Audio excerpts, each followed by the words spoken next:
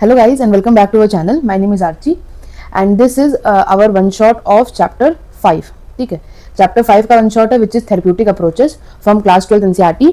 So this is our ongoing series for CUT UG Psychology 2025 जहाँ पे we are covering all the chapters of psychology for CUT UG. Plus आप ये videos अपने class 12 board examination के लिए भी देख सकते हो. ठीक है, एग्जैक्ट कंटेंट क्योंकि बोर्ड जो CUT का सेम रहता है. Plus we are also solving chapter wise PYQs. ठीक है, चैप्टर वाइज PYQs भी हम लोग सॉल्व कर रहे हैं अलॉन्ग विद आंसर कीज.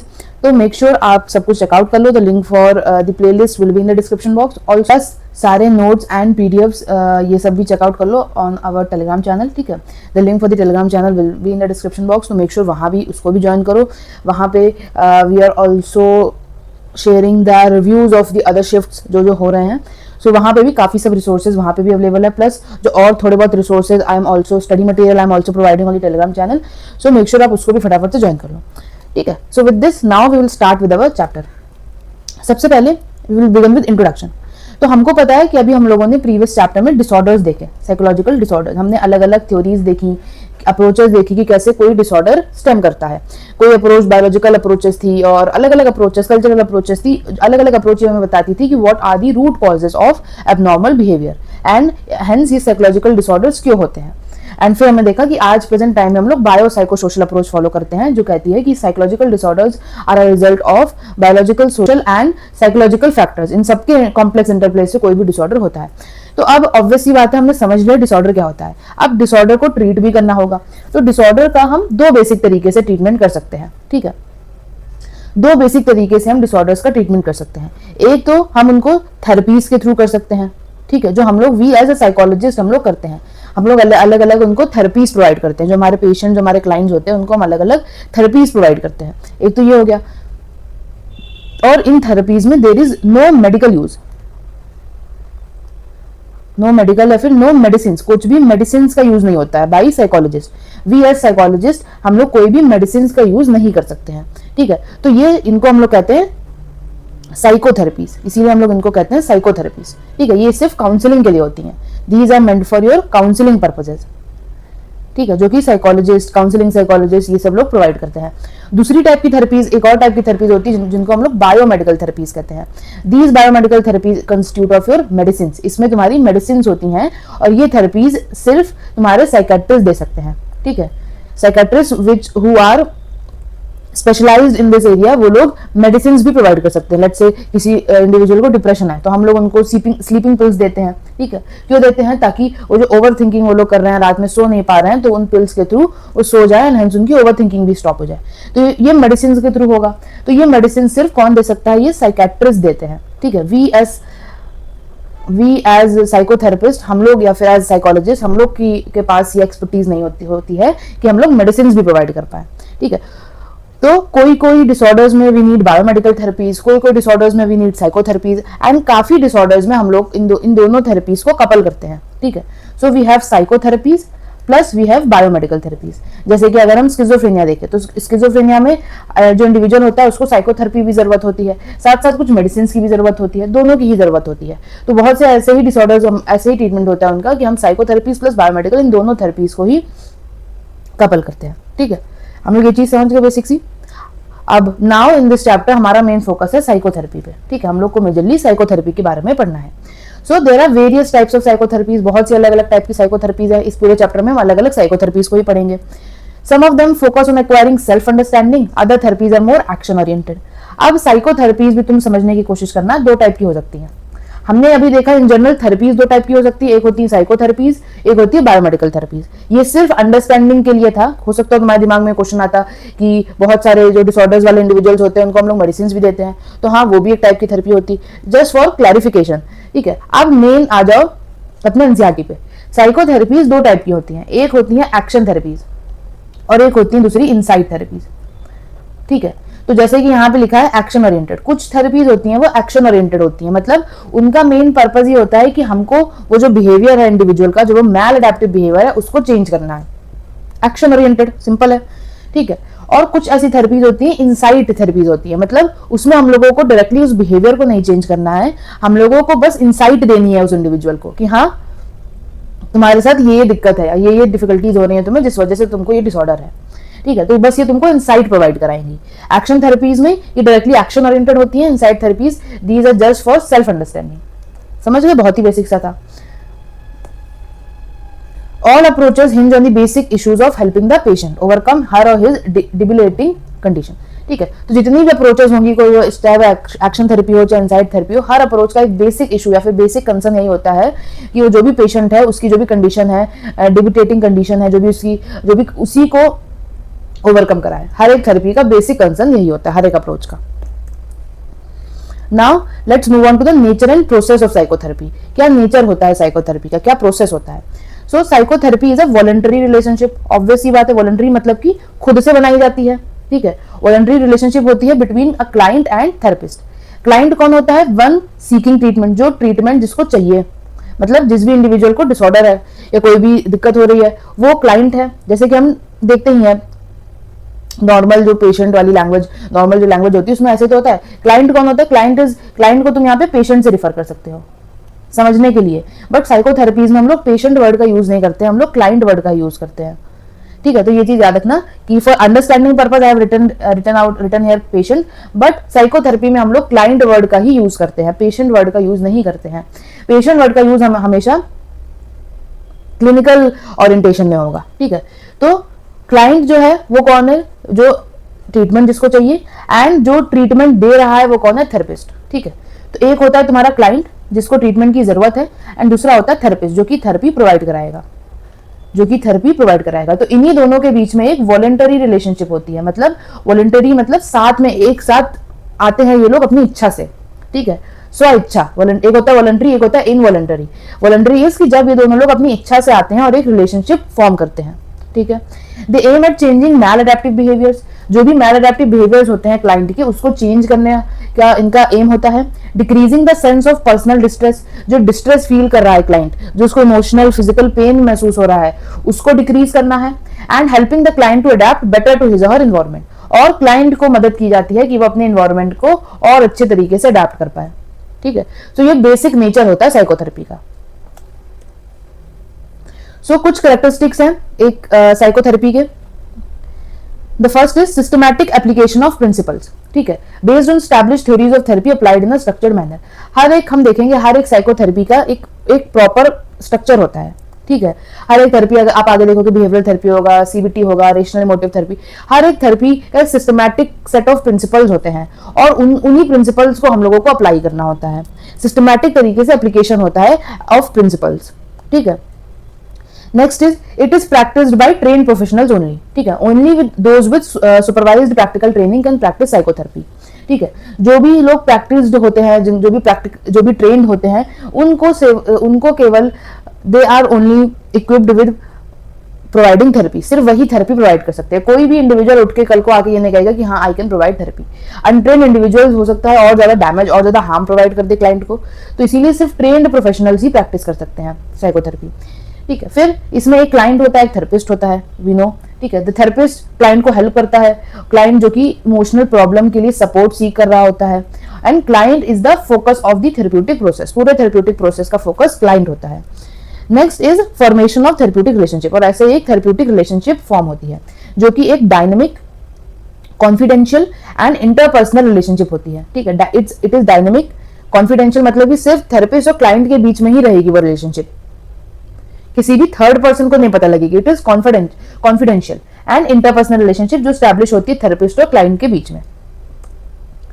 अब गोल क्या होते हैं साइकोथेरेपी के? कुछ 10 गोल्स मेंशन है एनसीईआरटी में। क्या क्या गोल्स हैं? Reinforcing clients resolve for betterment. ठीक है, क्लाइंट को का जो भी प्रॉब्लम है उसको रिजॉल्व किया जाता है उसके क्लाइंट के बेटरमेंट के लिए। उसके इमोशनल प्रेशर, क्लाइंट के इमोशनल प्रेशर को लेसन किया जाता है। Unfolding the potential for positive growth. ठीक है, पॉजिटिव ग्रोथ का पोटेंशियल बढ़ाया जाता है क्लाइंट के लिए। उसकी हैबिट्स को मॉडिफाई किया जाता है, जो भी अनफ्रूटफुल सी अनपॉजिटिव सी नेगेटिव हैबिट्स होती हैं उनको मॉडिफाई किया जाता है। उनके थिंकिंग पैटर्न्स को चेंज किया जाता है। ठीक है, लेट्स से बहुत ही मैल अडेप्टिव थिंकिंग पैटर्न्स हो। ठीक है, कॉग्निटिव डिस्टॉर्शन जैसे कि ओवर जनरलाइजेशन बहुत ज्यादा, अगर एक एरेना में फेल हो गया, जैसे मान लो जो एक इंडिविजुअल एक एग्जाम में फेल हो गया तो फिर उसको लगने लगा कि ही और she that I will fail in every aspect of life. तो ये भी thinking patterns, negative thinking patterns हैं, इनको चेंज करना, increasing self awareness, improving interpersonal relations and communications, ठीक है, facilitating decision making, becoming aware of one's choices in life and relating to one social environment in a more creative and self aware manner. ठीक है, तो ये बहुत ही basic से कुछ गोल्स हैं साइकोथेरेपी के, आप एक बार रीड कर लेना इनको, nothing too complex in this. Moving on to therapeutic relationship. अब एक थेरेप्यूटिक रिलेशनशिप क्या होती है, हमें ये बेसिक सा पता है कि थेरेप्यूटिक रिलेशनशिप क्लाइंट और थेरेपिस्ट के बीच में होती है।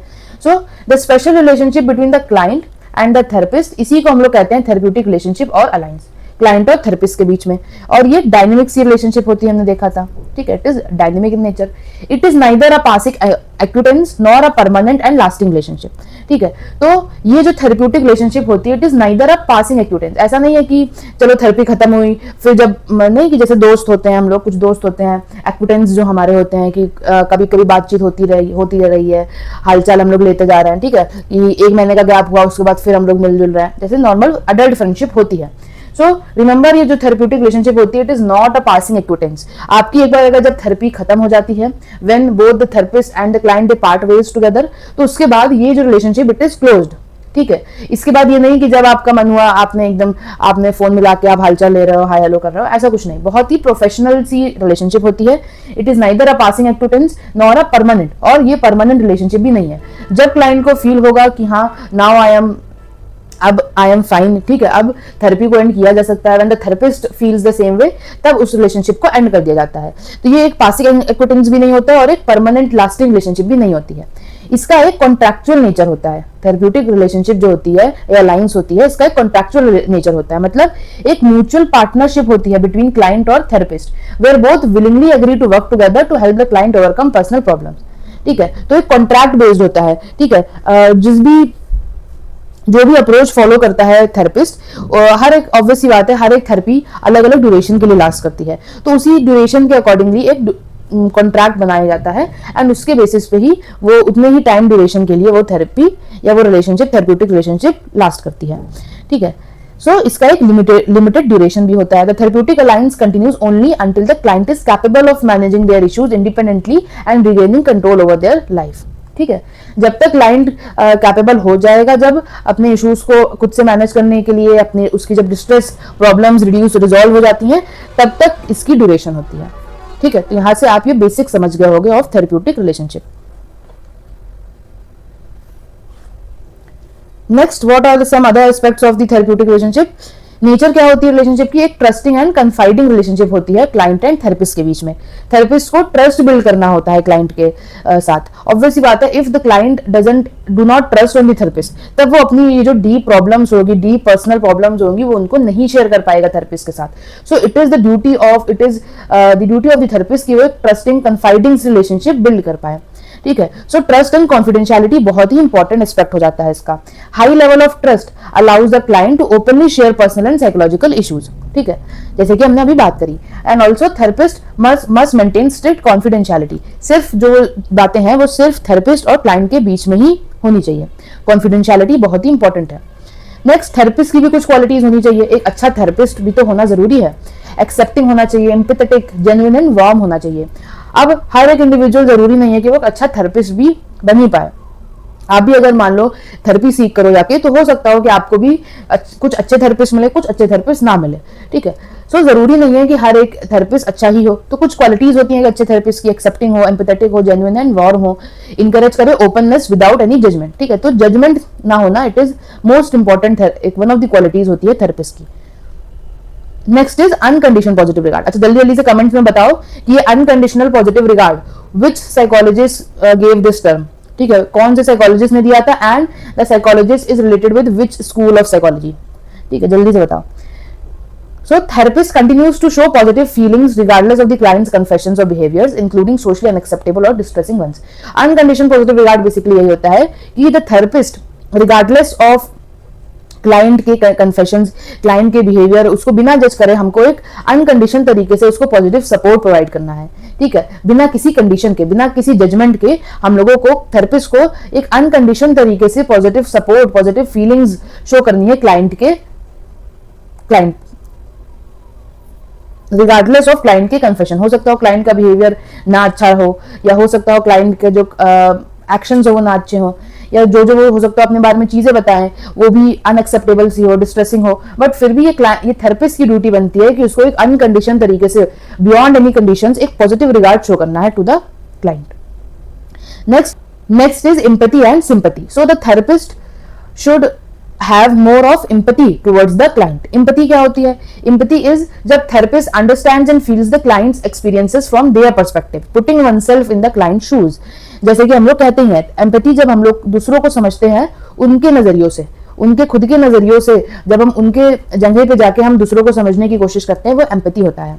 And sympathy is you are feeling pity towards the other person. आपको दूसरे के लिए खराब लग रहा है, आपको बुरा लग रहा है कि अरे इसके साथ तो ये हो गया, इसके साथ तो ऐसा हो गया, I am feeling bad for her. ठीक है, ये सिंपैथी होता है। बट एम्पैथी इज जब आप अपने आप को दूसरे की जगह रख के आप सच में जेन्युइनली फील करना चाह रहे हो कि हाँ ये पेन से the individual is suffering from, that is empathy. So therapist को एम्पैथी होनी चाहिए towards the client. Next, there are some professional boundaries also. The therapeutic relationship must remain professional and must not be exploited by the therapist in any way. पूरी तरीके से ये एक professional relationship होती है एंड इसमें कुछ भी पर्सनल अलाइनमेंट नहीं होता है। So these are some of the aspect of psychotherapy. अब थेरेपीज के टाइप्स कौन कौन से होते हैं? सो अगर हम देखें एनसीईआरटी में इट इज मेंशन कि साइकोथेरेपीज के 3 ब्रॉड ग्रुप्स होते हैं, जिसमें आती है साइकोडायनेमिक, बिहेवियर एंड एग्जिस्टेंशियल। अब नेक्स्ट आपका काम यह है कि आपको साइकोडायनेमिक, बिहेवियर एंड एग्जिस्टेंशियल, इन तीनों स्कूल्स के जो फाउंडर्स हैं, ठीक है, इन तीनों स्कूल के जो फाउंडर्स हैं उनको कमेंट्स में मेंशन करो। ठीक है, so psychodynamic therapy came first, followed by behaviour therapy and finally existential therapies, also known as the third force. तो सबसे पहले आई थी साइकोडायनेमिक, ये तो ऑब्वियस ही बात है, सबको पता होगा। सबसे पहले आई थी साइकोडायनेमिक, उसके बाद आई थी बिहेवियर थेरेपी एंड लास्ट में आई थी एग्जिस्टेंशियल। ठीक है, इस तरीके से आई थी ये तीनों थेरेपीज। अब हम तीनों थेरेपीज को देखते हैं, psychodynamic, behavioural and existential therapy. सबसे पहले ये देखते हैं कि according to the 3 therapies what is the cause of psychological problem. हर एक थेरेपी क्या कॉज बताती है साइकोलॉजिकल प्रॉब्लम का, इस टेबल को बहुत अच्छे से समझना। ठीक है, साइकोडायनेमिक थेरेपी कहती है दैट इंट्रासाइकिक कन्फ्लिक्ट्स, जो हमारी साइकी के अंदर जो कन्फ्लिक्ट्स होते हैं वही कॉज होते हैं साइकोलॉजिकल प्रॉब्लम के। जैसे कि आप देखोगे साइकोडायनेमिक थेरेपी में बोला जाता है कि जो अनकॉन्शियस के अंदर जो भी चीजें होती हैं, जब वो हमारे कॉन्शियस अवेयरनेस में आने लग जाती हैं, जो वो रिजॉल्व्ड चीजें होती हैं, उनके कॉन्फ्लिक्ट्स की वजह से डिसऑर्डर्स, प्रॉब्लम्स होते हैं। ठीक है, ये आपने चैप्टर 2 में भी पढ़ा होगा। तो यही है साइकोडायनेमिक थेरेपी के according the cause of psychological problem, the intrapsychic conflicts. Behavioural therapy कहती है कि जो हमने फॉल्टी लर्निंग कर ली है बिहेवियर की। ठीक है, behaviour therapy is based on the learning approach. वो कहती है कि हम जितना भी बिहेवियर होता है हम लर्न करते हैं थ्रू आउट लाइफ। तो कोई भी साइकोलॉजिकल प्रॉब्लम होती है because of the maladaptive behaviour जो आपने लर्न कर लिया है, ये जो आपकी फॉल्टी लर्निंग हो गई है बिहेवियर्स की, उसकी वजह से कोई भी प्रॉब्लम हो रही है। और अगर हम इस बिहेवियर को लर्न कर देंगे, अनलर्न कर देंगे, माय बैड, अनलर्न कर देंगे, अगर हम इस बिहेवियर को अनलर्न कर देंगे तो ये प्रॉब्लम भी फिनिश, खत्म हो जाएगी। नेक्स्ट एग्जिस्टेंशियल थेरेपी कहती है कि the cause of psychological problem is about the questions about meaning of life and existence. जैसे कि हमें पता ही है एग्जिस्टेंशियलिज्म, वो कहता है कि अपने मीनिंग बनाओ, मीनिंग मेकिंग करो अपनी लाइफ की, अपनी लाइफ की खुद से रिस्पॉन्सिबिलिटी लो। तो इन्हीं सबको ये कॉज भी बताता है साइकोलॉजिकल प्रॉब्लम का। ठीक है, तो आप समझो कि जो जो बेसिक जिस्ट है हर एक स्कूल का, वही इनका कॉज भी है। अगर उसमें दिक्कत आ जाए, मेन अप्रोच में दिक्कत आ जाए, तो वही कॉज है साइकोलॉजिकल प्रॉब्लम का according to the 3 schools. Next, cause हमने समझ लिया, कॉज ये है। अब एक ओरिजिन भी तो होगा, अब कहीं से शुरुआत भी तो हुई होगी उस कॉज की। तो what is now the origin of the cause? तो साइकोडायनेमिक थेरेपी कहती है that unfulfilled childhood desires and unresolved fears, ये ओरिजिन होते हैं ऑफ द कॉज। यहां से शुरुआत होती है कॉज की। अगर चाइल्डहुड डिजायर्स आपके अनफुलफिल हुए हो, जैसे कि हमने देखा था we know the 5 psychosexual stages, उसमें we know the term fixation. Fixation कब होता है? व्हेन जब child gets fixed into any stage, तो उसकी एक अडल्ट पर्सनैलिटी वैसी बन जाती है। So that is unfulfilled childhood desires जब नहीं फुलफिल हो पाते हैं, या फिर अनरिजॉल्व फियर्स, हमारे अनकॉन्शियसनेस में बहुत सी चीजें हैं, तो ये ओरिजिन होते हैं कॉज के।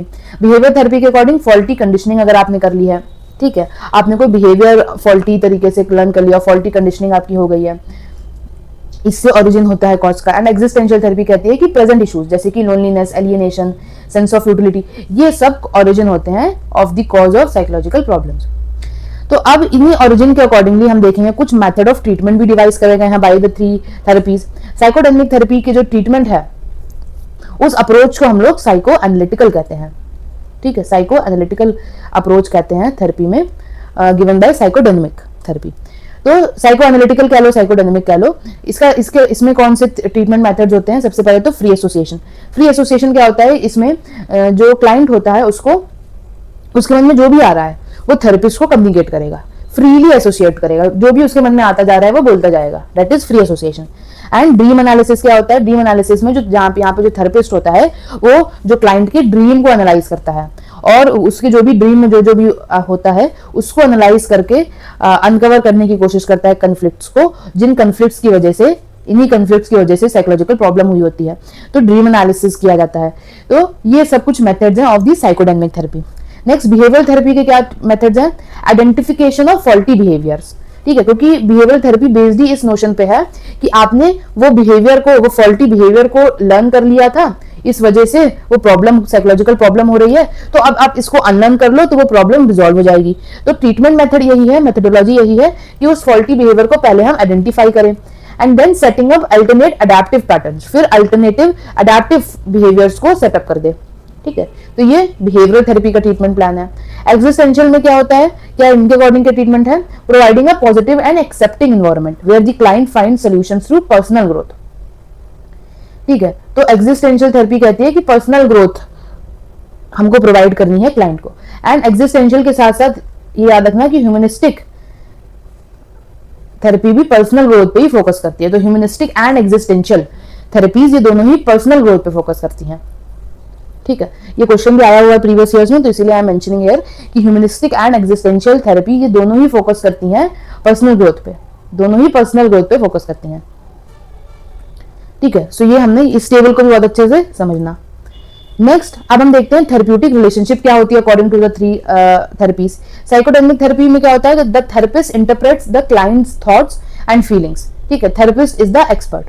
तो साइकोडायनेमिक थेरेपी में जो थेरेपिस्ट होता है वो क्लाइंट के थॉट्स को इंटरप्रेट करता है, जैसे कि हमने देखा जब फ्री एसोसिएशन करता है क्लाइंट, जब अपने मन की बातें बता रहा होता है तो उस टाइम पे जो थेरेपिस्ट होगा वो क्लाइंट के थॉट्स को इंटरप्रेट करेगा, ड्रीम को एनालाइज करेगा, ठीक है। बिहेवियरल थेरेपी में थेरेपिस्ट आइडेंटिफाई करता है और करेक्ट करता है फॉल्टी बिहेवियर्स को। ये तो अभी तक आप समझ ही गए होंगे, बिहेवियरल थेरेपी का मेन अप्रोच ही यही फॉलो होती है। Therapist is seen as capable of solving client's problems, ठीक है। तो बिहेवियरल थेरेपी में जो थेरेपिस्ट होता है वो फॉल्टी बिहेवियर्स को आइडेंटिफाई करेगा एंड फिर उसको करेक्ट करेगा। एग्जिस्टेंशियल थेरेपी में therapist is warm and empathetic, helps the client explore and solve problems independently, ठीक है। वार्म और एम्पैथेटिक होता है थेरेपिस्ट और वो मदद करता है क्लाइंट को कि वो क्लाइंट खुद से अपनी प्रॉब्लम्स को एक्सप्लोर करे और सॉल्व करे इंडिपेंडेंटली, खुद से इंडिपेंडेंटली। तो ये थेरेप्यूटिक रिलेशनशिप हो गए इन 3 अलग अलग थेरेपीज में। नेक्स्ट चीफ बेनिफिट क्या होता है? चीफ बेनिफिट क्या होता है क्लाइंट को फ्रॉम दीज 3 थेरेपीज? ये बहुत ही इंपॉर्टेंट है, इसके क्वेश्चंस पीवाईक्यूज में आए हैं तो इसको बहुत अच्छे से समझना। साइकोडायनेमिक थेरेपी में द मेन जो चीफ बेनिफिट होता है क्लाइंट को वो होता है इमोशनल इंसाइट।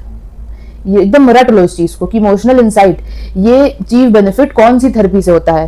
तो ये होता है साइकोडायनेमिक थेरेपी से। इमोशनल इंसाइट क्या होता है कि जहां पे जो क्लाइंट होता है वो इसको इंसाइट मिलता है अपने इमोशंस के बारे में, understanding, accepting and changing emotions related to conflict. जो भी हमने देखा, जो भी इंटरसाइकिक कन्फ्लिक्ट है उससे रिलेटेड अपने इमोशंस को समझना, उनको एक्सेप्ट करना, फिर उनको चेंज करना, ठीक है। तो ये इमोशनल इंसाइट क्लाइंट को मिलता है from the psychodynamic therapy. Behavioural therapy में चीफ बेनिफिट क्या होता है क्लाइंट को? फॉल्टी बिहेवियर्स में चेंज हो जाता है, ठीक है। बिहेवियरल थेरेपी जो फॉल्टी बिहेवियर्स, जो मैलअडैप्टिव बिहेवियर्स है उनमें चेंज। एग्जिस्टेंशियल से चीफ बेनिफिट क्या मिलता है क्लाइंट को? पर्सनल ग्रोथ, जैसे कि हमने बात भी करी थी, ठीक है। पर्सनल ग्रोथ, डीपर अंडरस्टैंडिंग मिलती है खुद के बारे में, अपने इमोशंस के बारे में। Personal growth it is the chief benefit which the client get from the existential therapy. तो ये याद रखना, ये भी प्रीवियस ईयर्स में आया हुआ है कि personal growth, the question was something like this कि ह्यूमनिस्टिक और एग्जिस्टेंशियल थेरेपी में से चीफ बेनिफिट क्या मिलता है क्लाइंट को? So the chief benefit which the client get is personal growth. तो याद रखना ये पर्सनल ग्रोथ ह्यूमनिस्टिक थेरेपी से भी मिलता है क्लाइंट को एंड एग्जिस्टेंशियल थेरेपी से भी मिलता है, क्योंकि अगर आप देखो तो ह्यूमनिस्टिक एंड एग्जिस्टेंशियल थेरेपी इन दोनों का ही जो फाउंडेशन है वो नियरली सिमिलर है। दोनों ही पर्सनल ग्रोथ पे बात करती हैं, सेल्फ और इमोशंस की अंडरस्टैंडिंग पे बात करती है। तो इन दोनों से ही चीफ बेनिफिट जो क्लाइंट को मिलता है वो पर्सनल ग्रोथ मिलता है। नेक्स्ट ड्यूरेशन क्या होता है ट्रीटमेंट का? साइकोडायनेमिक थेरेपी वो नियरली जनरली ज्यादा लॉन्ग ड्यूरेशन की होती है, ठीक है, it takes years classical psychoanalysis, ठीक है, बट जो इसके मॉडर्न रिवाइज्ड वर्जन है यूजुअली 10 से 15 सेशंस में कंप्लीट हो जाते हैं, बट जो क्लासिकल जो पहली जो साइकोडायनेमिक थेरेपी जो चलती थी उनको सालों लग जाते थे। Behaviour therapy it is nearly completed in few months and existential therapy ये भी कुछ महीनों में कंप्लीट हो जाती है, ठीक है। सो ये दोनों टेबल्स ही को बहुत अच्छे से कवर कर लेना, एनसीईआरटी में इट इज मेंशन, आप इस पार्ट को बहुत अच्छे से कवर करना।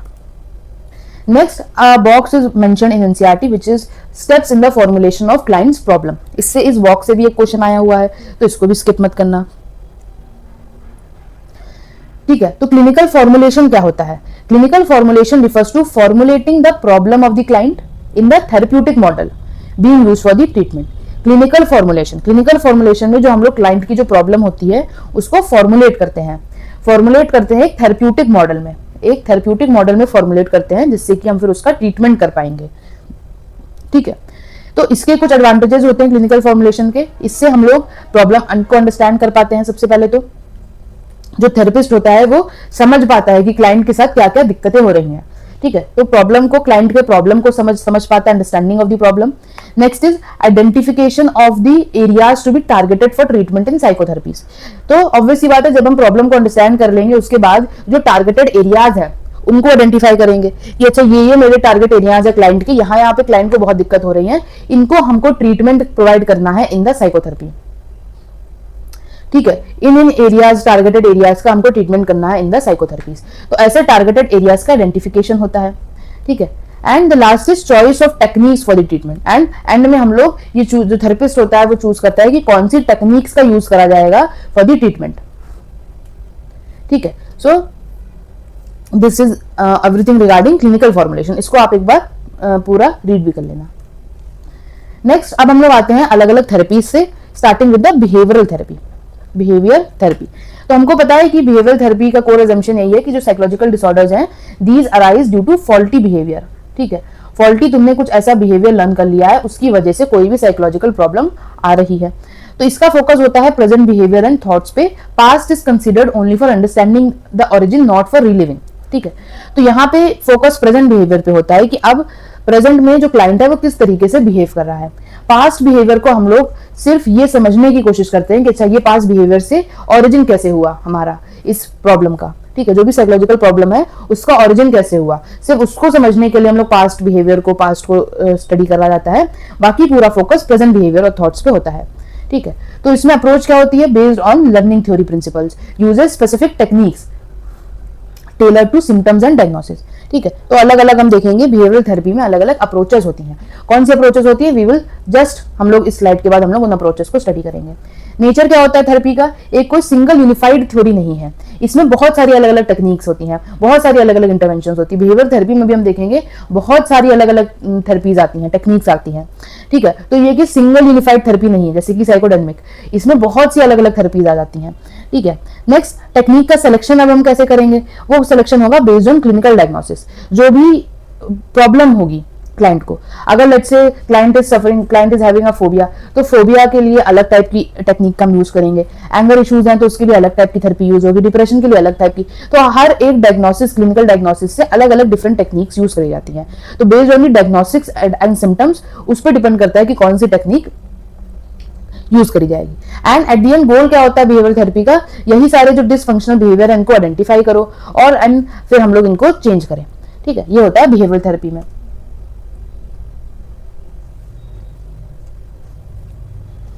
अब इनिशियल स्टेप क्या होता है बिहेवियर थेरेपी में? Client is interviewed to analyse behaviour patterns and identify malfunctioning behaviour. सबसे पहले जो थेरेपिस्ट होता है वो इंटरव्यू करता है क्लाइंट को, ठीक है। क्लाइंट को का इंटरव्यू लिया जाता है ताकि हम उसके जो बिहेवियरल पैटर्न्स हैं उनको एनालाइज कर पाए और जो उसके मैल अडेप्टिव बिहेवियर्स हैं, जो फॉल्टी बिहेवियर्स हैं, उनको आइडेंटिफाई करें, ठीक है। तो जो सबसे पहले जो थेरेपिस्ट होगा वो आइडेंटिफाई करना चाहेगा, ठीक है। थेरेपिस्ट ऑब्वियसली बात है आइडेंटिफाई करेगा कि क्या क्या दिक्कत वाले एरियाज है, कौन कौन से ऐसे बिहेवियर हैं जिनको हमको चेंज करना है। तो इसके लिए थेरेपिस्ट जो होता है वो क्लाइंट का इंटरव्यू लेता है बिहेवियर को एनालाइज करने के लिए। तो इसी बिहेवियरल एनालिसिस में 3 कंपोनेंट्स होते हैं, ठीक है। ये जो बिहेवियरल एनालिसिस होता है ये 3 कंपोनेंट्स इसमें होते हैं। सबसे पहले होते हैं मैल फंक्शनिंग बिहेवियर, ठीक है। मैल फंक्शनिंग बिहेवियर वो बिहेवियर जो कि जिससे डिस्ट्रेस हो रहा है क्लाइंट को, और इन्हीं मैल फंक्शनिंग बिहेवियर को हमको चेंज करना है, इनको ही हमको चेंज करना है अपनी ट्रीटमेंट के through. Next are your antecedent factors. Antecedent factors क्या होते हैं? Causes that predispose the person to engage in the behaviour. Antecedent factors कुछ ऐसे कॉज जिसकी वजह से पर्सन वो मैल अडेप्टिव बिहेवियर बिहेव कर रहा है। लेट्स से अ पर्सन वो स्मोक बहुत करता है, स्मोकिंग करता है, तो स्मोकिंग इसका मैल फंक्शनिंग बिहेवियर हो गया, स्मोकिंग उसका मैल फंक्शनिंग बिहेवियर हो गया, ठीक है। अब एंटीसीडेंट फैक्टर क्या हो जाएगा? स्मोकिंग का मतलब कोई एक ऐसा कॉज जिसकी वजह से इंसान ने स्मोकिंग करना शुरू करा, लेट्स से उसका ब्रेकअप हो गया, ठीक है। बहुत बार हम देखते हैं इंडिविजुअल्स अगर उनका ब्रेकअप हो जाता है, ठीक है, कोई लॉन्ग लास्टिंग रिलेशनशिप में होता है, उसका एंड हो जाता है, तो वो इंगेज हो जाते हैं इन सब स्मोकिंग, अल्कोहल, इन सब सब्सटेंस अब्यूज में इंगेज हो जाते हैं। तो लेट्स से यहाँ पे वी हैव टेकन एग्जांपल कि उसका ब्रेकअप हो गया, तो ये ब्रेकअप या फिर कह लो उसको एंजाइटी बहुत हो रही है, तो ऐसे कॉजेज जिसकी वजह से the person started engaging in that behaviour, उसको हम कहते हैं एंटीसीडेंट फैक्टर्स, ठीक है। एंड द लास्ट है मेंटेनिंग फैक्टर्स। मेंटेनिंग फैक्टर्स क्या होते हैं? अब ऐसे फैक्टर्स जो रीइंफोर्स कर रहा है उस बिहेवियर को। द इंडिविजुअल वो बार बार स्मोक क्यों कर रहा है? स्मोक कर क्यों रहा था फर्स्ट प्लेस में? Due to breakup. बट अब बार बार क्यों स्मोक कर रहा है? बिकॉज स्मोक करने से उसकी एंग्जाइटी रिड्यूस हो रही है, ठीक है। एंग्जाइटी जो उसको फील हो रही थी, एंग्जाइटी में उसका रिडक्शन हो रहा है, तो इसी वजह से वो बार बार स्मोक कर रहा है, ठीक है। तो ये मेंटेनिंग फैक्टर्स, ऐसे फैक्टर्स जिसकी वजह से उसका मैलअडैप्टिव बिहेवियर अभी भी मेंटेन हो रहा है। So these are the 3 components of behavioural analysis. जैसे a person start smoking due to exam anxiety, तो this exam anxiety is your antecedent factors, continues because it relieves anxiety, anxiety को reduce कर रहा है, तो ये मेंटेनिंग फैक्टर हो गया। On to the goal of treatment. Goal क्या होता है ये अभी तक आपको याद हो भी चुका होगा, to eliminate faulty behaviours and replace them with adaptive behaviour, ठीक है। जो फॉल्टी बिहेवियर्स उनको एलिमिनेट करके अडैप्टिव बिहेवियरल पैटर्न्स को एस्टैब्लिश करना। Next, what are the techniques which we use in this? सबसे पहले एंटीसीडेंट ऑपरेशंस। ये क्या होता है? Modify what comes before the behaviour to influence it. जैसे हमने देखा था एंटीसीडेंट फैक्टर्स क्या होते हैं? कुछ ऐसे बिहेवियर्स जिसकी वजह से the individual is carrying out the maladaptive behaviours. तो एंटीसीडेंट ऑपरेशंस में हम लोग क्या करेंगे? वही उन्हीं जो पहले जो ऐसी कुछ चीजें जो उस बिहेवियर के पहले आ रही थी जिसकी वजह से वो बिहेवियर इन्फ्लुएंस हो रहा था, what comes before the behaviour, हम लोग उसको ही चेंज कर दे रहे हैं, ठीक है। जैसे कि reduce food at tea to increase hunger at dinner. Let's say a child, this example is mentioned in NCERT also. Let's say a child, एक छोटा बच्चा है, वो डिनर पे खाना नहीं खाता है, डिनर टाइम पे खाना नहीं खाता है, तो इस चीज को रिड्यूस करने के लिए, उसके इस बिहेवियर को रिड्यूस करने के लिए हम लोग क्या करेंगे? डिनर आने से पहले जो भी उसके बिहेवियर है उसमें चेंजेस कर देंगे। लेट्स से वो टी टाइम पे हम जिसको स्नैक्स वगैरह देते थे, इवनिंग में जो उसको स्नैक्स वगैरह देते थे बिफोर डिनर, हम वो सब रिड्यूस कर देंगे, जिससे ऑटोमेटिकली उसको भूख लगने लग जाएगी at dinner. So antecedent operations में आप बिहेवियर से जो पहले आने वाली जो चीजें होती हैं उनको मॉडिफाई किया जाता है ताकि हमारा जो मैलअडैप्टिव बिहेवियर हो वो चेंज हो जाए। And next are your consequent operations. ये क्या होता है? Modify what follows the behaviour to reinforce desired behaviour actions. Consequent operations की अब जो कॉन्सिक्वेंट में आएगा, अब जो आगे आएगा उस बिहेवियर के बाद, ठीक है। मतलब ये डिनर है, डिनर के टाइम बच्चा को भूख नहीं लग रहा है, तो उसके पहले कुछ बिहेवियर आएंगे उसके, एंड उसके बाद में कुछ आएगा। पहले आएगा उसको हम लोग कहते हैं एंटीसीडेंट ऑपरेशंस, बाद में आने वाले को हम लोग कहते हैं कंसिक्वेंट ऑपरेशंस। तो ताकि बच्चे को डिनर पे भूख लगे, इसके लिए हमने क्या एंटीसीडेंट ऑपरेशन किया कि जो स्नैक्स वगैरह वो खाता था उसको रिड्यूस कर दिया ताकि उसको भूख लग जाए एट डिनर टाइम।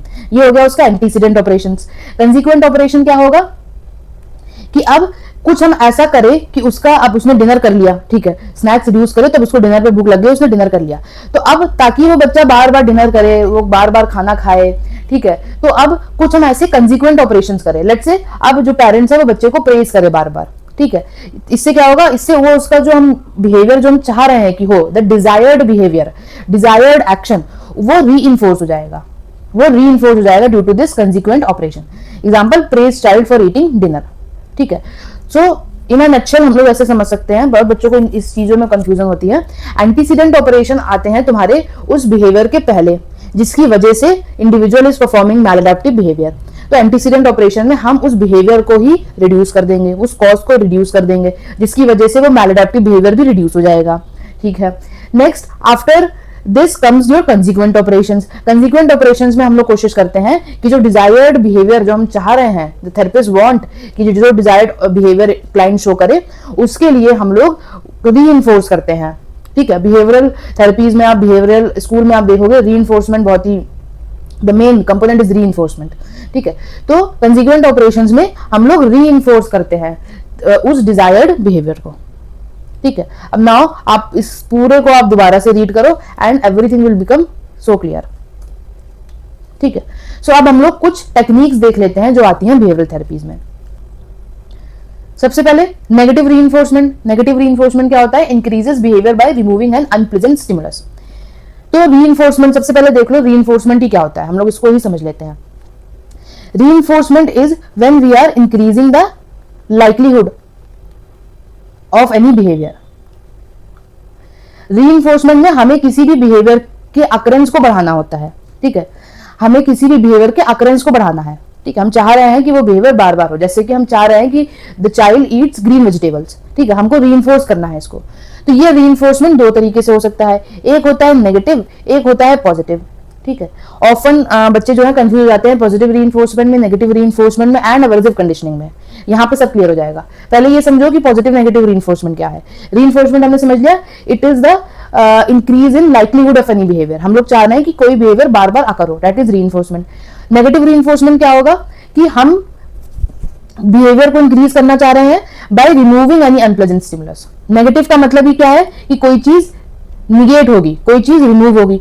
तो आप ऐसा क्या रिमूव करो कि जिससे आपका बिहेवियर बार बार अकर हो? तो कुछ ऑब्वियस सी बात है, कुछ अनप्लीजेंट सा रिमूव कर दो, कुछ अनप्लीजेंट सा रिमूव कर दो जिसकी वजह से आपका वो बिहेवियर बार बार हो। जैसे wearing woollens to avoid cold, ठीक है। तो यहां पे हमने क्या करा, वुलन वेयर करना, इसको रीइंफोर्स करना, वुलन क्लॉथ्स ताकि इंडिविजुअल बार बार वेयर करे, इसके लिए हमने नेगेटिव रीइंफोर्समेंट करा, हमने कोल्ड को रिमूव करा, ठीक है। हमने एक अनप्लेजेंट स्टिमुलस यहाँ पे कोल्ड थी उसको रिमूव करा, जिसकी वजह से अब उसको रिमूव करने से इंडिविजुअल बार बार वुलन क्लॉथ्स पहनेगा। तो नेगेटिव रीइंफोर्समेंट में क्या होता है, हम लोग रिमूव करते हैं। पॉजिटिव रीइंफोर्समेंट में हम लोग ऐड करते हैं, ठीक है। पॉजिटिव रीइंफोर्समेंट में हम लोग कुछ ऐसा ऐड कर देते हैं कि हमारा बिहेवियर बार बार करो। नेगेटिव रीइंफोर्समेंट में हम कुछ ऐसा रिमूव कर देते हैं कि हमारा बिहेवियर बार बार करो। सो नेगेटिव रीइंफोर्समेंट में कुछ ऐसा अनप्लीजेंट सा रिमूव करेंगे, पॉजिटिव रीइंफोर्समेंट में कुछ ऐसा प्लेजेंट सा ऐड करेंगे। ऐड प्लेजेंट, प्लेजेंट ऐड कर देंगे। जैसे mother prepares favourite dish when child does homework. तो इस होमवर्क करने के लिए कि बार बार जो है the child does her homework, इस बिहेवियर को रीइंफोर्स करने के लिए उसकी हमें बार बार उसकी फेवरेट डिश बनाई जाएगी जब भी वो अपना होमवर्क पूरा करेगा। सो ये होता है negative and positive reinforcement. Next aversive conditioning क्या होती है? अवर्सिव कंडीशनिंग में एक तुम्हारा कोई मैल अडैप्टिव बिहेवियर होता है, ठीक है। लेट्स से एन इंडिविजुअल ड्रिंक्स अल्कोहल, तो ये उसका मैल अडैप्टिव बिहेवियर है जिसको हमको चेंज करना है। सो अवर्सिव कंडीशनिंग में इस मैल अडैप्टिव बिहेवियर को हम लोग ऐड कर देते हैं with a aversive stimulus, let's say electric shock. इसके साथ हम लोग कपल कर देते हैं ताकि फिर वो जो मैलअडैप्टिव बिहेवियर है वो रिड्यूस हो जाए इंडिविजुअल का। एवर्सिव का मतलब ही होता है negative. Giving a mild shock while smelling alcohol to reduce addiction, ठीक है। तो ज्यादातर ये जो एवर्सिव कंडीशनिंग होती है ये एडिक्शन डिसऑर्डर्स में होती हैं, ठीक है। जो एडिक्शन और सब्सटेंस अब्यूज वाले डिसऑर्डर होते हैं उसमें ज्यादातर ये एवर्सिव कंडीशनिंग यूज होती है, जहां पे एक मैलअडैप्टिव बिहेवियर है, लेट्स से ड्रिंकिंग अल्कोहल, उसको हमने कंबाइन कर दिया with aversive stimulus, for example electric shock. तो अब जब भी इंडिविजुअल अल्कोहल पीने की कोशिश करेगा, उसको स्मेल भी करेगा, वो कंडीशनिंग उसको याद आएगी ऑफ दैट इलेक्ट्रिक शॉक। तो यहां से उसका ये जो बिहेवियर है वो रिड्यूस हो जाएगा, दैट इज एवर्सिव कंडीशनिंग।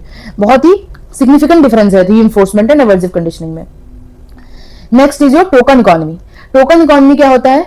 यहाँ पे जो इंडिविजुअल होता है उसको डिजायर्ड बिहेवियर जब वो करता है, जो भी उसको डिजायर्ड बिहेवियर जो हम चाह रहे हैं, जो थेरेपिस्ट चाह रहा है कि डिजायर्ड बिहेवियर करे, तो जब वो बिहेवियर करता है तो हम उसको कुछ टोकन दे देते हैं, ठीक है। क्लाइंट को कुछ टोकन दिए जाते हैं और उस टोकन के बदले में वो टोकन एक्सचेंज हो सकते हैं फॉर रिवॉर्ड्स। जैसे child receive tokens for good behaviour which are later traded for treat और आउटिंग, ठीक है। ये होता है token economy.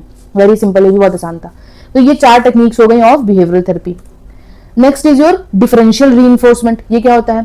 Strengthens desired behaviour with positive reinforcement and weakens undesired ones by ignoring और गिविंग नेगेटिव रीइंफोर्समेंट, ठीक है। डिफरेंशियल रीइंफोर्समेंट, इसलिए पॉजिटिव और नेगेटिव रीइंफोर्समेंट को जब हम लोग साथ में यूज करते हैं तो हम उसको डिफरेंशियल रीइंफोर्समेंट कहते हैं। या तो आप अलग अलग इंडिविजुअली कैरी आउट करो पॉजिटिव एंड नेगेटिव रीइंफोर्समेंट, जब उन दोनों को साथ में आप कैरी आउट करते हो तो हम उसको कहते हैं डिफरेंशियल रीइंफोर्समेंट, ठीक है।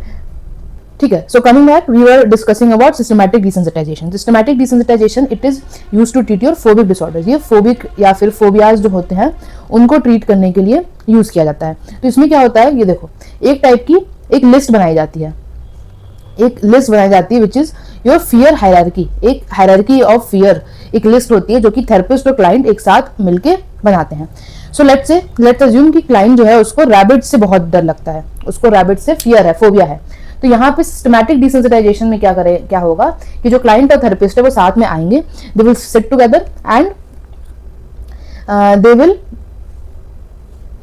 Make a list of hierarchy. ठीक है, make a list of hierarchy, एक लिस्ट बनाएंगे हायरार्की में, फियर की हायरार्की में.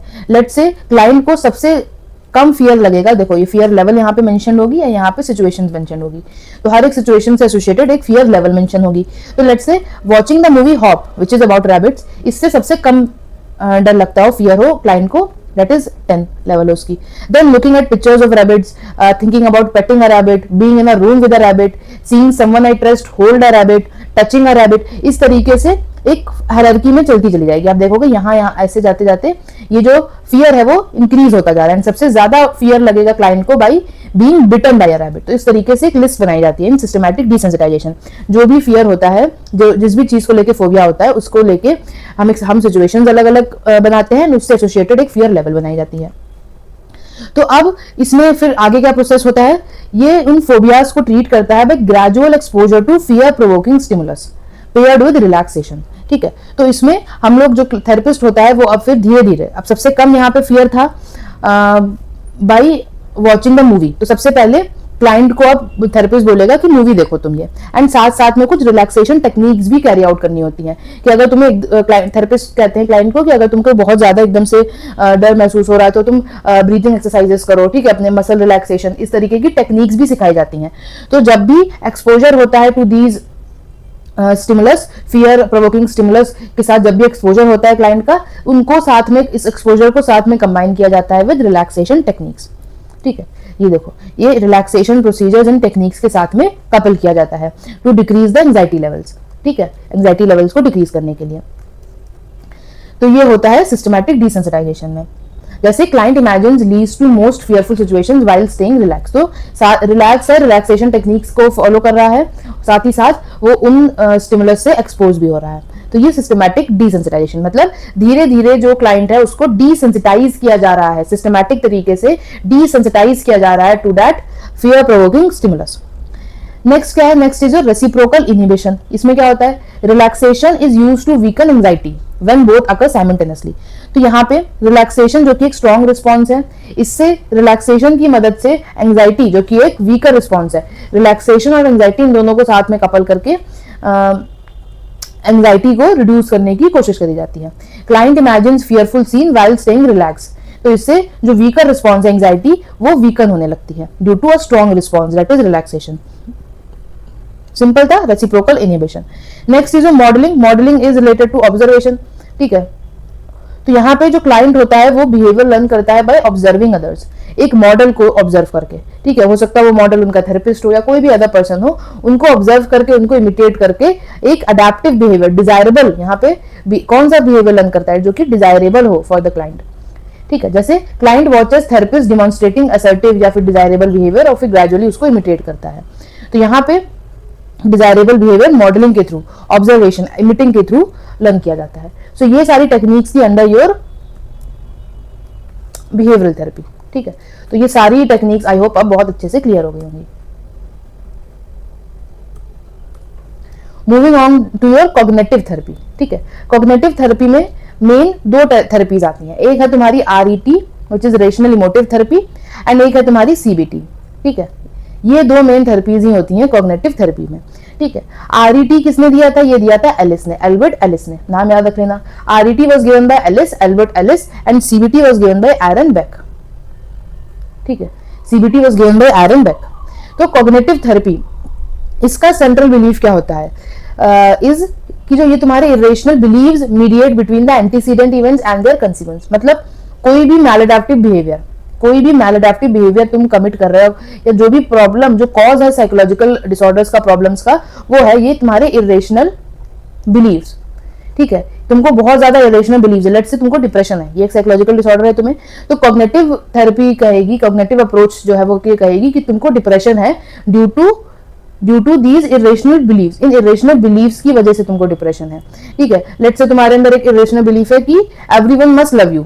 ठीक है, तो अगर मान लो अगर तुमको बहुत ज्यादा क्रिटिसिज्म मिल रहा है, बहुत ज्यादा जजमेंट लोग तुम पे पास कर रहे हैं, तो ये चीज तुमको बहुत ज्यादा, इससे तुमको ओवर थिंकिंग हो रही है। बट अगर आप देखो तो ये कंप्लीटली नॉर्मल है, इट इज नॉर्मल कि लोग तुमको क्रिटिसाइज करेंगे, जज करेंगे, and it is not necessary कि हर कोई तुमको प्यार करे। ठीक है, बट आपके अंदर एक इरेशनल बिलीफ बना हुआ है कि no everybody should love me, हर कोई मुझे प्यार ही करे, हर कोई मेरे बारे में अच्छा अच्छा ही बोले।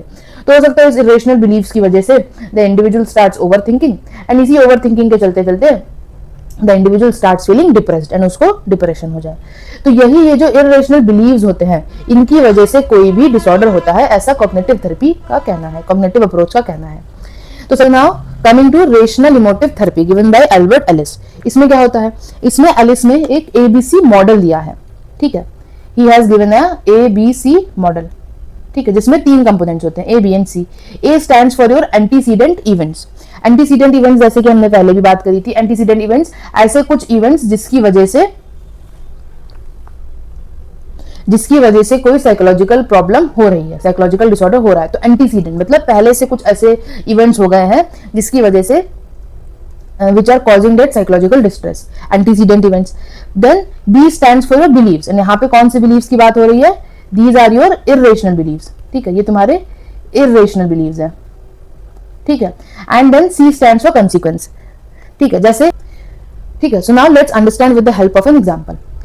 Let's say एक antecedent event तुम्हारे साथ होता है rejection. ठीक है, you face rejection. Let's say तुम जॉब में गए, ठीक है, या फिर you fail in your exam, या फिर तुम्हारे किसी लव्ड वन से तुमको रिजेक्शन फील हुआ। नहीं, बहुत बार हम लोग कहते हैं कि I feel rejected from you, तो यू फील रिजेक्टेड, तो ये एक एंटीसीडेंट इवेंट हो गया।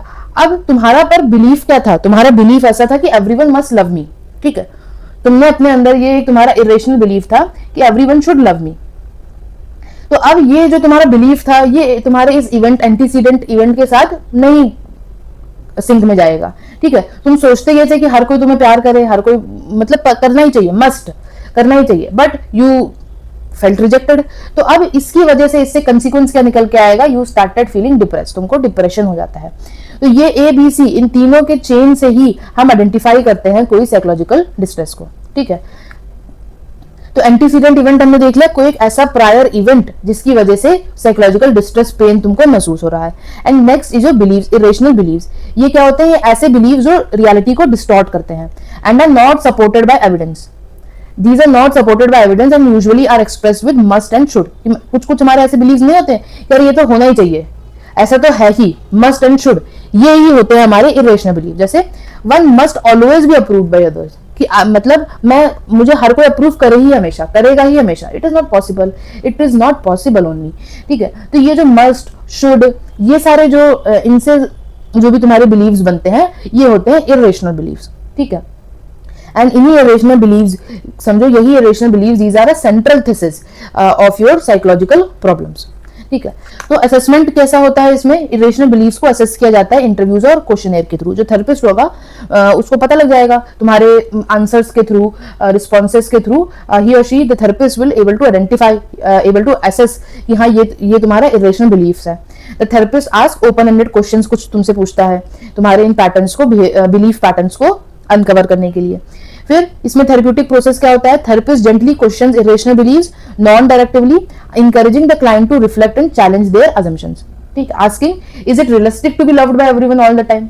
Let's say the therapist questions you, तुमसे क्वेश्चन कर रहा है, तुमसे इंटरव्यू कर रहा है, एंड उन सबसे उसने असेस करा कि हाँ तुम्हारे अंदर एक इरेशनल बिलीफ है कि everyone should always love me.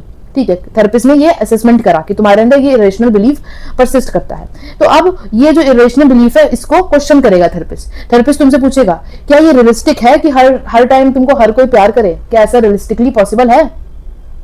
तो ऐसे नॉन डायरेक्टिव तरीके से क्वेश्चनिंग करके थेरेपिस्ट चैलेंज करता है ये सारे इरेशनल बिलीव्स को, जो भी तुम्हारे अलग अलग इरेशनल बिलीव्स हो। लेट्स से तुम्हारा एक इरेशनल बिलीफ हो कि I must top all my exams, तुम्हारा ये इरेशनल बिलीफ हो, तो इसको थेरेपिस्ट चैलेंज करेगा ये बोल के कि क्या इज इट पॉसिबल कि हर time you will be able to top the exam, या अगर तुम एग्जाम को टॉप नहीं करोगे so you are not credible enough, तुम you are not successful enough. इस तरीके से नॉन डायरेक्टिव तरीके से थेरेपिस्ट क्वेश्चन करता है ये सारे इरेशनल बिलीव्स को चैलेंज करने के लिए।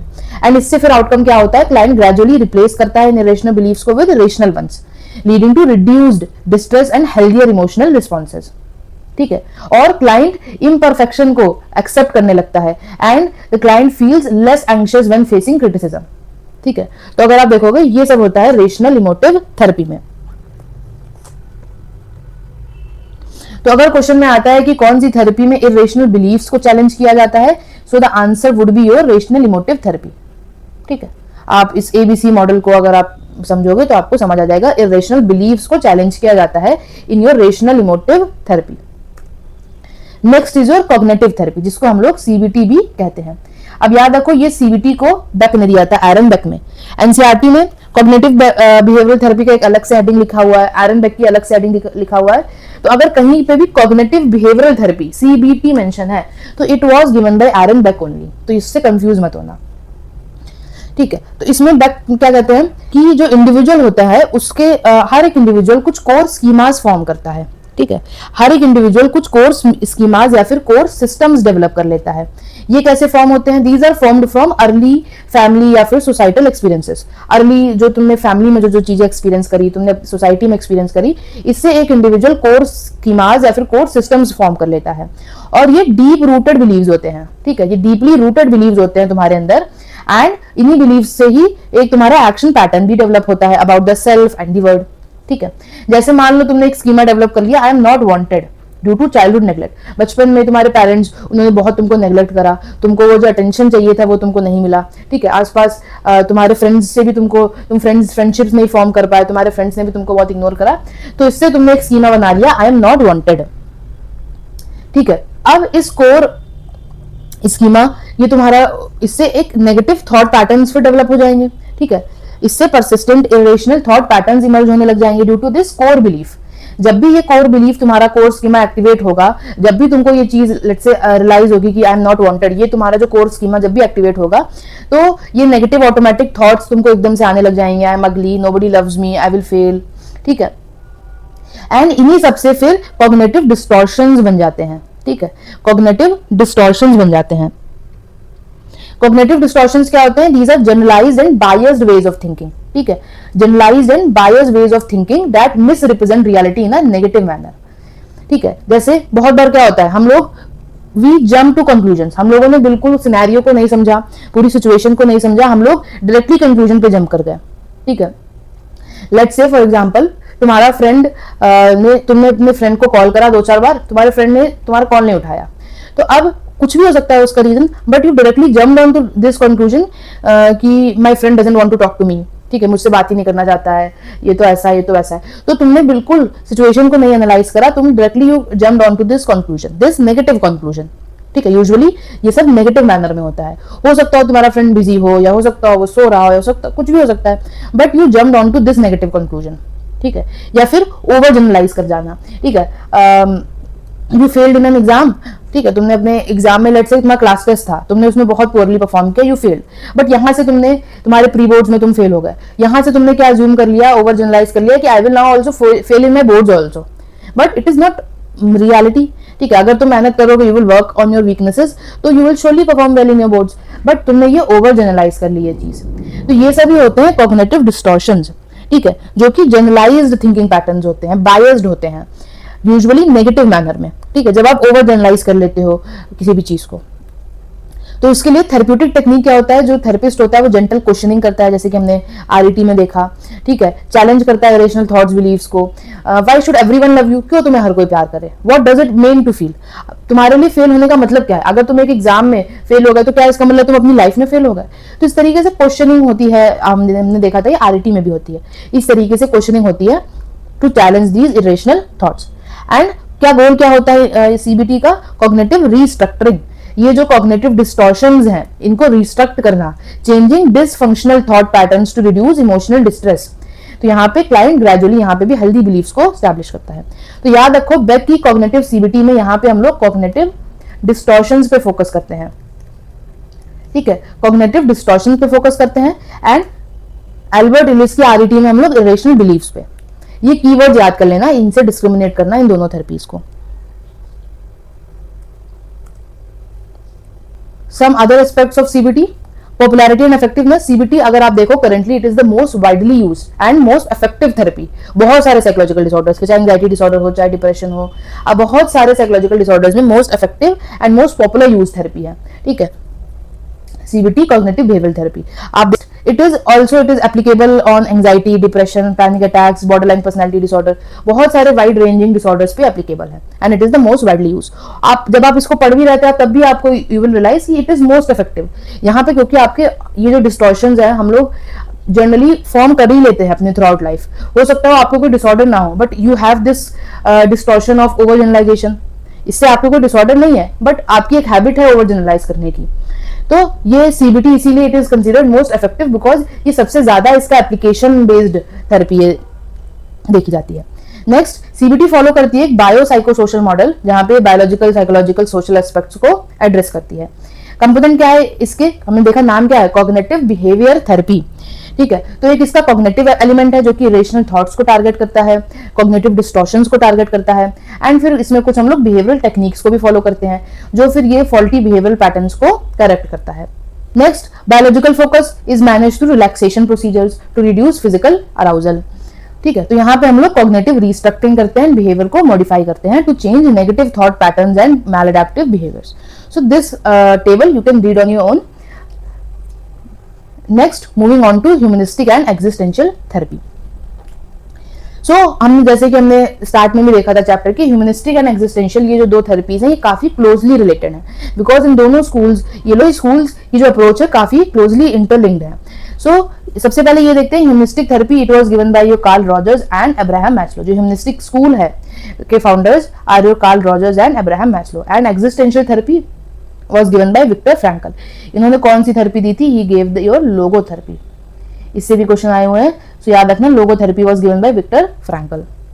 तो सबसे पहले हम लोग समझते हैं about humanistic therapy. This is your humanistic therapy, यहाँ पे मेंशन नहीं है, but this table is regarding your humanistic therapy. So, what is the cause of distress? Feeling of loneliness, alienation, lack of meaning or fulfillment in life. ठीक है, and innate drive for self-actualization. Key concept in humanistic therapy is your self-actualization. Self-actualization it was given by Abraham Maslow. ये क्या होता है, एक inborn force होती है जो ड्राइव करती है एक पर्सन को to become more complex, balance and integrated. Self actualize करना, अपने पोटेंशियल को रीच करना। तो थेरेप्यूटिक गोल भी यही होगा कि ये जो सब ऑब्स्टिकल्स हैं to self actualization, self actualize होने पे के बीच में जो ऑब्स्टिकल्स आ रहे हैं इनको आइडेंटिफाई करो, इनको रिमूव करो और पर्सनल ग्रोथ पे फोकस करो। ठीक है, सो थेरेपिस्ट का यहाँ पे रोल होता है एक फैसिलिटेटर, एक गाइड की तरह एक्ट करता है, non judgmental, accepting and permissive atmosphere बनाता है, जिसको हम लोग अनकंडीशनल पॉजिटिव रिगार्ड भी कहते हैं। ठीक है, और client is responsible for healing और सेल्फ ग्रोथ इनिशिएट करता है by expanding personal awareness. So healing process, healing occurs through self understanding, जहां पे क्लाइंट सेल्फ अंडरस्टैंड करता है अपने इमोशंस को, अपने थॉट्स, अपने बिलीव्स को, इमोशनल फ्रीडम होता है, पर्सनल रिस्पॉन्सिबिलिटी होती है। So this was all your humanistic therapy. Next, moving on to your existential therapy. Founder कौन थे, Viktor Frankl. He was a psychiatrist and neurologist. He was the founder of existential therapy में भी logotherapy. He founded the logotherapy. Logos का मतलब ही होता है soul. ठीक है, तो ये थेरेपी फोकस करती है ऑन मीनिंग मेकिंग, कि हर एक individual should make meaning out of their life. ठीक है, स्पेशली लाइफ थ्रेटनिंग या फिर डिफिकल्ट सिचुएशंस में हम लोगों को मीनिंग मेक करनी है। So existential anxiety it is the cause of distress. Existential anxiety क्या होता है, it is cause by lack of meaning और स्पिरिचुअल एम्प्टीनेस। तो यहाँ पे ये बोलते हैं, विक्टर फ्रैंकल का ये कहना है कि जो भी इंडिविजुअल्स अपने लाइफ में मीनिंग नहीं ऐड कर पा रहे हैं, लैक कर रहे हैं मीनिंग, तो these individuals go through existential anxiety. ठीक है, एंड सो द गोल इस थेरेपी का यही होता है कि क्लाइंट मीनिंग ऐड फाइंड कर पाए, रिस्पॉन्सिबिलिटी ला पाए अपनी लाइफ में regardless of their circumstances. And therapist role is to share own feelings and feelings with the client, focuses on authentic connection and present moment. Present moment पे focus किया जाता है, चाहे ह्यूमनिस्टिक थेरेपी हो, existential therapy हो, दोनों में ही प्रेजेंट मोमेंट पे फोकस किया जाता है।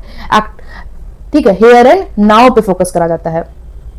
एंड पर्सनल मीनिंग, क्लाइंट को पर्सनल मीनिंग डिस्कवर करनी होती है in existence even amid suffering और क्राइसिस। ठीक है, तो बहुत ही इजी, बहुत ही बेसिक से कंसेप्ट थे एग्जिस्टेंशियल एंड ह्यूमनिस्टिक के। Now moving on to client centred therapy. कौन किसने दी थी? Carl Rogers from the humanistic schools, he gave the client centred therapy. ये भी काफी इंपॉर्टेंट एक थेरेप्यूटिक अप्रोच है। So who was the founder? Carl Rogers. याद रखना, जैसे कि हमने देखा एक्जिस्टेंशियल थेरेपी में लोगो थेरेपी के फाउंडर विक्टर फ्रैंकल थे, वैसे ही ह्यूमनिस्टिक थेरेपी में क्लाइंट सेंटर्ड थेरेपी के फाउंडर कार्ल रॉजर्स है। यहाँ पे फोकस होता है सेल्फ पे, विद फ्रीडम पे, चॉइस पे।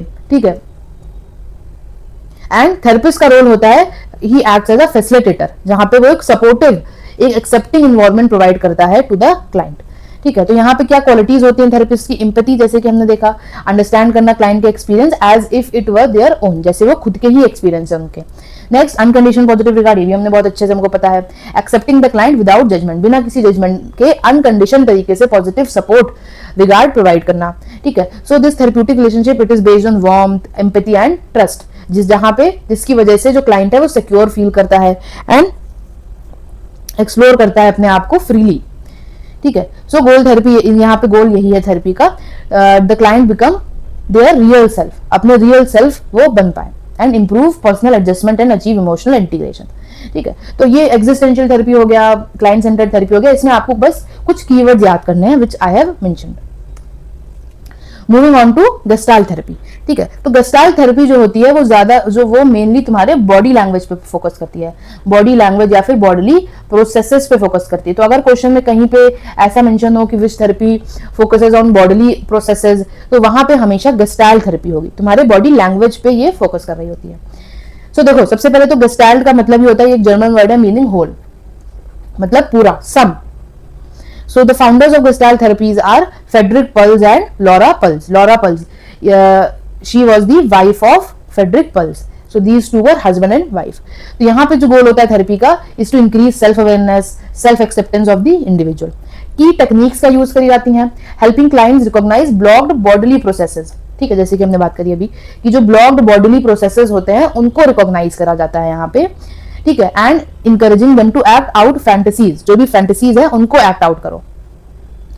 ठीक है, और एक जो फेमस एम्प्टी चेयर टेक्निक होती है, this is the part of your Gestalt therapy only. ठीक है, आपने फेमसली, अगर आप you are interested in therapy, psychotherapies में अगर आपका इंटरेस्ट है और you want to be a counselling psychologist, so आपने एम्प्टी चेयर टेक्निक तो ये सुना ही होगा।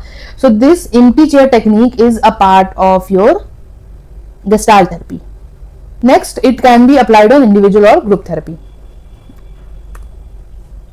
So now we have completed all the psychotherapies. हम लोग ने psychodynamic therapy देखी, behavioral therapies के अलग अलग टेक्निक्स देखी, ठीक है, Gestalt therapy देखी, client centered therapy देखी, cognitive therapies देखी, and उसमें important keywords and understand हमने सब किया. Now what are some factors contributing to healing in psychotherapy? So कैसे healing हो सकती है किसी भी client की, हम लोग वो समझते हैं। थेरेप्यूटिक टेक्निक्स हमने देखा, टेक्निक्स जैसे कि रिलैक्सेशन प्रोसीजर्स, कॉग्निटिव रीस्ट्रक्चरिंग जैसे कि हमने सीबीटी में देखा, ये सब बहुत ही क्रूशियल होते हैं इन एड्रेसिंग स्पेसिफिक इश्यूज। ठीक है, तो ये जो थेरेप्यूटिक अलग अलग टेक्निक्स होती हैं। नेक्स्ट, थेरेप्यूटिक अलायंस जो फॉर्म होता है थेरेपिस्ट और क्लाइंट के बीच में, ये एक ट्रस्टिंग रिलेशनशिप होती है और जो कि warmth, empathy and regular availability पे फॉर्म होती है। ठीक है, द थेरेपिस्ट एंड क्लाइंट ये दोनों ही रेगुलरली शो कर रहे हैं, अवेलेबल है एक दूसरे के लिए। ठीक है, इससे हीलिंग होती है क्लाइंट की। Next, catharsis, this is important, इससे पीवाईक्यू भी आया है। कैथारसिस क्या होता है? इमोशनल अनबर्डिंग, व्हेन द क्लाइंट अपने इमोशनली अनबर्डन करता है, ठीक है, वेंट आउट करता है अपनी फीलिंग्स को। Client talks freely during early sessions, इससे उसके जो इमोशनल डिस्ट्रेस होता है, इमोशनल अनबर्डिंग हो जाती है, इमोशनल डिस्ट्रेस रिलीज हो जाता है, इसको हम लोग कैथारसिस कहते हैं। इस टर्म को अच्छे से याद रखो। नेक्स्ट, कुछ नॉन स्पेसिफिक फैक्टर्स भी होते हैं। नॉन स्पेसिफिक फैक्टर्स ये जनरल फैक्टर्स होते हैं which are not specific to any one approach. अब हर एक, जैसे कि हमने देखा, हर एक अप्रोच में, हर एक थेरेपी के कुछ स्पेसिफिक फैक्टर्स थे, जैसे gestalt therapy focusing on bodily processes, cognitive therapy focusing on irrational believes, cognitive distortions, ठीक है, behaviour therapy focuses on behaviour. पर अब कुछ ऐसे नॉन स्पेसिफिक फैक्टर्स होंगे जो कि हर एक थेरेपी में कॉमन है, विच आर जनरल, जैसे इसमें आ जाते हैं तुम्हारे क्लाइंट वेरिएबल्स। क्लाइंट वेरिएबल्स मतलब ये कुछ क्लाइंट के ऐसे फैक्टर, जैसे क्लाइंट कितना ज्यादा, उसके अंदर कितना मोटिवेशन है हील होने के लिए, चेंज के लिए, ठीक है, कितना एक्सपेक्टेशन है उसका ऑफ इंप्रूवमेंट, तो ये क्लाइंट के वेरिएबल्स हो गए। लेट्स से अगर क्लाइंट ही मोटिवेटेड इनफ नहीं है चेंज लाने के लिए अपने अंदर, हील होने के लिए, so the relationship would not work, any therapy would not work, ठीक है। नेक्स्ट थेरेपिस्ट के कुछ वेरिएबल्स होते हैं, थेरेपिस्ट की कुछ क्वालिटीज हैं जिससे कि हीलिंग ऐड होगी क्लाइंट की। पॉजिटिव नेचर होना चाहिए, इमोशनल स्टेबिलिटी होनी चाहिए, गुड मेंटल हेल्थ होनी चाहिए ऑफ द थेरेपिस्ट इटसेल्फ। अगर थेरेपिस्ट का ही बहुत ज्यादा इमोशनल डिस्ट्रेस है, मेंटल हेल्थ नहीं अच्छी है, तो वो एक जो इमोशनल सपोर्ट नेसेसरी जो रिक्वायर्ड है क्लाइंट को, वो नहीं प्रोवाइड कर पाएगा, ठीक है। So these are some of the factors which aid to healing in psychotherapy. Next is your ethics in psychotherapy. कुछ एथिकल नॉर्म्स होते हैं साइकोथेरेपी में, जैसे इन्फॉर्म्ड कंसेंट। ऑब्वियस सी बात है कि जो थेरेपिस्ट को एक कंसेंट मिलना चाहिए क्लाइंट का, ठीक है, क्लाइंट का एक वॉलंटरी कंसेंट एग्रीमेंट होना चाहिए कि क्लाइंट खुद से पार्टिसिपेट करना चाह रहा है थेरेपी में। ऐसा नहीं है कि थेरेपिस्ट जानबूझ के या फिर फोर्सफुली उसको पार्टिसिपेट कराए। एक इन्फॉर्म्ड कंसेंट होना चाहिए ऑफ यू द क्लाइंट का इन्फॉर्म्ड कंसेंट होना चाहिए। नेक्स्ट कॉन्फिडेंशियलिटी होनी चाहिए, इस पर हम लोग शुरू से स्ट्रेस करते आ रहे हैं। थेरेपिस्ट और क्लाइंट के बीच में एक प्राइवेसी होनी चाहिए, ठीक है, प्राइवेसी होनी चाहिए। Therapist must maintain the privacy of clients information जो कि उसने शेयर करी है ड्यूरिंग द सेशंस, ठीक है, तो प्राइवेसी होनी चाहिए, कॉन्फिडेंशियलिटी होनी चाहिए। Then next is elevating distress. Primary goal किसी भी थेरेपी का क्या होना चाहिए, to reduce the client emotional suffering. जो डिस्ट्रेस है क्लाइंट का वो रिड्यूस होए by the therapist. Next practitioner client integrity. A relationship based on trust, honesty, professional boundaries maintain होना चाहिए। इंटीग्रिटी, इंटीग्रल रिलेशनशिप होनी चाहिए जो कि trust, honesty and professional boundaries पे बेस्ड होनी चाहिए। Next are your respect for rights and dignity. Therapist should respect client के वैल्यूज, क्लाइंट की डिग्निटी, क्लाइंट की ऑटोनॉमी एट ऑल टाइम्स। उसके राइट्स, क्लाइंट के राइट्स, डिग्निटी रिस्पेक्ट किए जाने चाहिए bye the therapist. Next professional competence, ठीक है, मतलब थेरेपिस्ट कुछ उसके पास नेसेसरी स्किल्स, क्वालिफिकेशन होनी चाहिए कि वो हेल्प ऑफर कर पाए। ऐसा नहीं कि उसके पास कुछ स्किल्स नहीं है, वो प्रैक्टिस नहीं उसने कर रखी है and he starts providing therapy. एक उसके पास सारी स्किल्स, प्रोफेशनली वो कॉम्पिटेंस इनफ होना चाहिए कि वो थेरेपी प्रोवाइड कर पाए। So these are some of the ethical principles related to your psychotherapy. Next कुछ अलग अल्टरनेटिव थेरेपीज भी होती हैं, उनको डिस्कस करते हैं। The first is your yoga, ठीक है, जैसे हम देखेंगे एंशिएंट इंडियन टेक्निक है, it is your ancient Indian technique from Patanjali योग सूत्रास। यूजुअली इसमें आसनास, कुछ बॉडी के पोस्चर्स होते हैं, प्राणायाम होते हैं, ब्रीदिंग प्रैक्टिसेस होते हैं, इससे भी हमारा वेलबींग, मूड, अटेंशन बहुत ज्यादा इंक्रीज होता है, ठीक है। So yoga is also one type of alternative therapy जिसमें तुम्हारे आसन्स आ जाते हैं which is your bodily postures, and pranayama जो कि तुम्हारी ब्रीदिंग प्रोसेसेस, ब्रीदिंग प्रैक्टिसेस होती हैं। नेक्स्ट इज योर मेडिटेशन, ठीक है, मेडिटेशन जहाँ पे हम लोग फोकस करते हैं अपनी ब्रेथ पे, ठीक है, किसी थॉट, मंत्र पे फोकस करते हैं, मेडिटेट करना जैसे हम लोग कहते हैं, ठीक है। तो मेडिटेशन भी अलग अलग टाइप के होते हैं, इसमें से एक है विपस्सना मेडिटेशन जिसको हम लोग माइंडफुलनेस बेस्ड मेडिटेशन भी कहते हैं, ठीक है, माइंडफुलनेस बेस्ड मेडिटेशन, ठीक है। तो ये भी तुम्हारे इमोशनल प्रोसेसिंग, इन सबको इंप्रूव करने के लिए हेल्पफुल है। नेक्स्ट इज योर सुदर्शन क्रिया योग।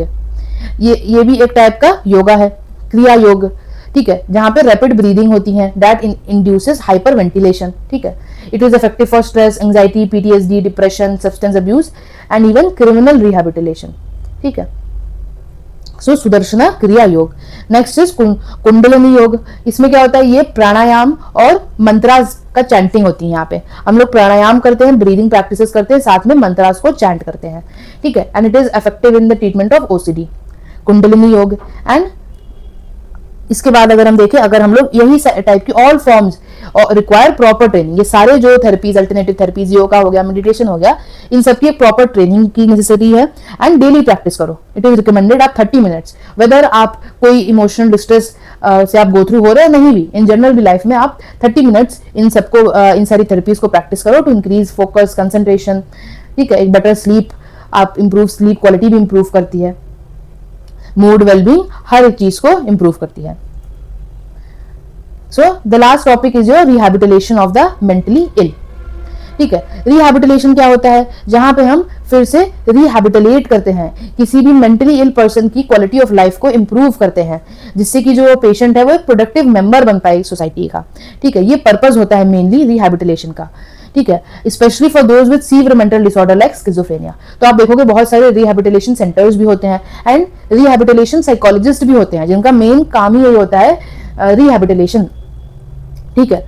सो यहाँ पे what is the need for rehabilitation? Even after symptom reduction, patient may show negative symptoms such as disinterest, lack of motivation, जिसके लिए उनको सपोर्ट की जरूरत है, ठीक है। तो हो सकता हो कि सिम्टम रिड्यूस हो गए हो किसी भी डिसऑर्डर के, बट फिर भी जो इंडिविजुअल है वो अपनी डे टू डे लाइफ में प्रॉपर तरीके से फंक्शन नहीं कर पा रहा है। फंक्शनिंग उसकी रिगेन करने के लिए हम लोग रिहैबिलिटेट करते हैं उसको, ठीक है।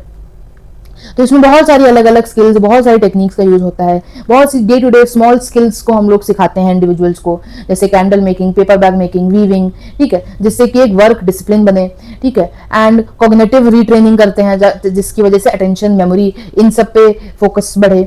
सोशल स्किल्स की ट्रेनिंग करते हैं, इंटरपर्सनल स्किल्स इंप्रूव करते हैं, वोकेशनल थेरेपी करते हैं जिससे कि एम्प्लॉयमेंट इंडिविजुअल अचीव कर पाए। तो ये कुछ एस्पेक्ट्स होते हैं ऑफ रिहैबिलिटेशन, ठीक है। So it is also very easy, just to read the paragraph mentioned in your NCERT. So with this we have completed our chapter 5, ठीक है। Then this whole PDF from PPT from which I have explained you the chapter, it is uploaded on my Telegram channel. तो ये आप notes आप download कर सकते हो, plus इसके chapter wise PYQs will also be uploaded on the Telegram channel. So everything, all the links are mentioned in the description, make sure you check them out, and with this keep learning and keep revising.